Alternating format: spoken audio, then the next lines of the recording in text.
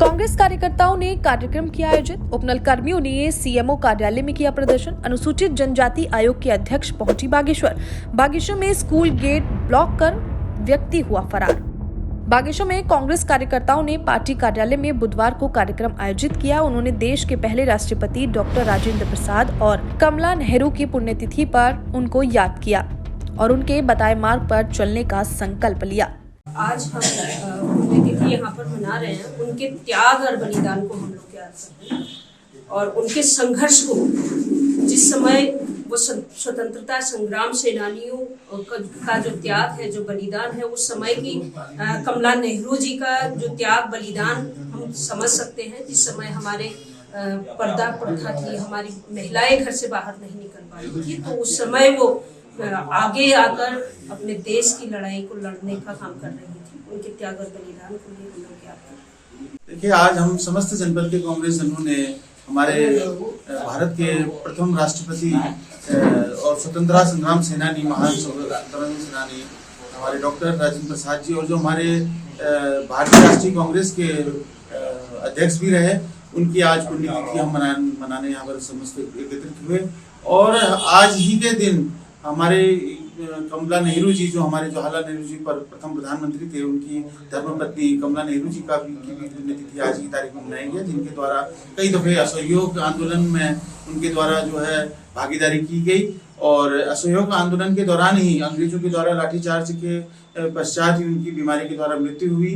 तो आज हम समस्त कांग्रेस जन इकट्ठा होकर के उन्हें भावभीनी श्रद्धांजलि अर्पित करते हैं, पुष्प सुमन अर्पित करते हैं और उन्हें हम समस्त याद रखते हैं। उन्हीं की वजह से हमारे भारतवर्ष को आजादी मिली, इसलिए हम समस्त कांग्रेस जन एकत्रित होकर उनको भावभीनी श्रद्धांजलि। कोविड काल में स्वास्थ्य विभाग में सेवा दे चुके उपनल कर्मचारियों को अभी तक प्रोत्साहन राशि नहीं मिल पाई है। इसके अलावा 1 महीने का वेतन भी नहीं मिला है। इस पर कर्मचारियों ने कड़ी आपत्ति जताई है। नाराज कर्मचारियों ने सीएमओ कार्यालय में धरना दिया और जल्द ही मांग पूरी नहीं होने पर आंदोलन तेज करने की चेतावनी दी है। साल भर पूरा हो चुका है, जिसमें अभी तक ना नौकरी मिली है, ना तनख्वाह मिली है, ना प्रोत्साहन राशि मिली है किसी भी कर्मचारी को। और आज शासन हमको हमेशा आश्वासन देने में रह गया। अभी बीच में 24 तारीख को मंत्री जी का घेराव करा हमने वहां पर आवाज घेराव में, तो मंत्री जी 8:30 बजे मुझसे मिले। उसके बाद तुरंत ही वो दिल्ली को रवाना हो गए। उसके बाद आज हमारा 28 तारीख को विधानसभा कूच है देहरादून में। सभी कर्मचारियों ने वहां कूच की तैयारी कर रखी है। कल ठंडा होने के कारण जो मैं वहां नहीं जा पाया, जो आज मेरे को वहां पहुंचना था, बरसात के कारण मैं वहां पर नहीं पहुंच पाया। और सरकार से हमारी मांग है, अगर जल्द से जल्द अगर आप लोगों ने हमको नौकरी वापस नहीं दी तो कहीं ना कहीं पर हम आत्मदाह करने की कोशिश करेंगे। अनुसूचित जनजाति आयोग के अध्यक्ष लीलावती राणा आज बागेश्वर पहुंची। उन्होंने बागेश्वर में सरस मार्केट में हो रहे विवाद की जानकारी ली और इसे आपसी सहमति से नियमानुसार सुलझाने को कहा। बता दें कि कुछ दिन पहले सरस मार्केट को लेकर स्वयं सहायता समूह और जोहार सांस्कृतिक समिति के बीच चल रहा विवाद अनुसूचित जनजाति आयोग तक पहुंच गया, जिसे गंभीरता से लेते हुए अनुसूचित आयोग के अध्यक्ष ने संज्ञान लेकर बागेश्वर पहुंचने का फैसला किया।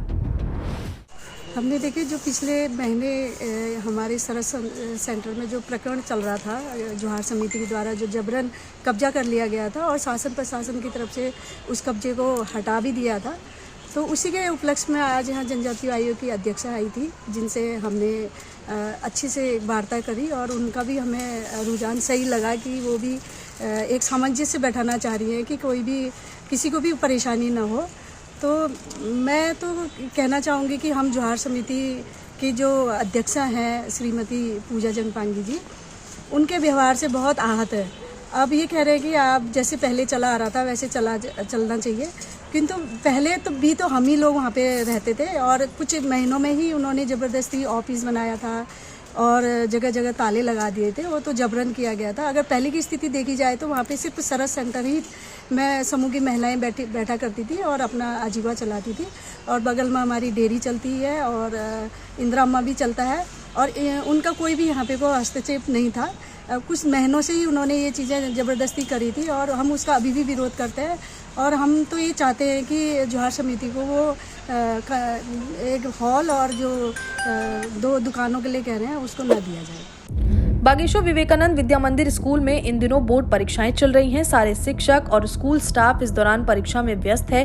तभी अचानक किसी ने स्कूल गेट के सामने रेता बजरी डंप कर दिया और इससे बोर्ड परीक्षा देने आए स्टूडेंट्स की बस स्कूल में ही फंस गई। आनन फानन में स्कूल प्रिंसिपल को पुलिस बुलानी पड़ी। पुलिस के द्वारा अनाउंसमेंट करवाया गया, लेकिन फिर भी कोई व्यक्ति सामने नहीं आया। किसी ने स्कूल के गेट के सामने ही जो है मेटेरियल जो है रेता और रोड़ी जो है खाली कर दिया है। तो फिर मैंने यहाँ कर्मचारी भेजे थे अपने, तो देखा उन लोगों ने भी काफ़ी प्रयास किया, इधर लोगों से पूछताछ करने किया कि किसका है, लेकिन कोई भी निकल के बाहर नहीं आया। तो फिर मैं खुद यहाँ पर स्वयं आया हूँ। अब मैंने अभी यहाँ पर जो है अनाउंसमेंट भी करा दिया है और घर घर जाके लोगों से पूछ भी लिया है। अगर 5-7 मिनट में कोई नहीं आता है तो फिर हम ये माल जब्त कर लेंगे और इनके खिलाफ पुलिस एक्ट के अंदर कार्रवाई होगी। और वैसे भी जो क्षेत्र में जहाँ भी ये मेटेरियल पड़ा है, इसमें भी हम लगातार जो है चालानी कार्रवाई करेंगे। इन सब का माल जब्त करके इनके खिलाफ पुलिस एक्ट के अंदर चालान करके ये सारा माल जब्त किया जाएगा। जो लोग इस तरह से भवन निर्माण सामग्री डाल रहे हैं, मेरा सभी लोगों से अनुरोध है, स्थानीय लोगों से, क्योंकि यहाँ पर एक तो सड़कें तंग हैं और ऐसे मुख्य मार्ग पर स्कूल हैं और बहुत से ऐसे कार्यालय हैं जहाँ पर लोगों की गाड़ी जानी मुश्किल हो जाती है। और वैसे भी स्कूल ऐसे मटेरियल जो है बीच सड़क पर ऐसे न डालें। कहीं पर भी कोई एम्बुलेंस है, किसी को भी दिक्कत आ सकती है, एम्बुलेंस है, फायर सर्विस है, पुलिस है, कहीं भी कोई विवाद हो तो तुरंत मौके पर पहुंचने में दिक्कत आती है।